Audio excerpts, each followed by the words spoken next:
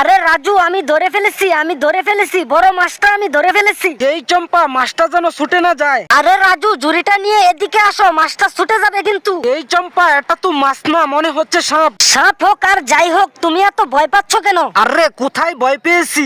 এত কথা না বলে এখন রাজু তাড়াতাড়ি মাছটা ঝুড়িতে ঢুকাও, তারপর এই বড় মাছটা নিয়ে তাড়াতাড়ি সাবধানে বাসায় যেতে হবে। মাছটা ছুটে গেলে সর্বনাশ হয়ে যাবে। এই মাছটা আমি একাই খাবো, কাউকে দিব না। আরে দাঁড়াও, মাছ তো ধরেছো, কিছু শামুকও ধরতে হবে। রাজু, তাহলে মাছটা কিন্তু আমি একাই খাবো। আচ্ছা ঠিক আছে চম্পা, এই বড় মাছটা তুমি আজকে একাই খাবে। আমার তো ভাবতেই অবাক লাগছে, কত বড় একটা মাছ ধরেছি আমি। আরে দাঁড়াও, জমি থেকে কিছু সবজি তুলে আনছি, মাছটা সবজি দিয়ে রান্না করতে হবে। আরে আমি একা একা বড় মাছটা খাবো আর তুমি এই শামুকগুলো খাবে। আরে চম্পা, তাহলে আমি এত কষ্ট করে এই মাছটা রান্না করছি কেন? তাহলে তোমার মাছটা তুমিই রান্না করে খাবে, আমি তোমার মাছ রান্না করতে পারবো না। আপনি যদি আল্লাহকে ভালোবেসে থাকেন তাহলে ভিডিওতে লাইক ও চ্যানেলটি সাবস্ক্রাইব করে দিবেন।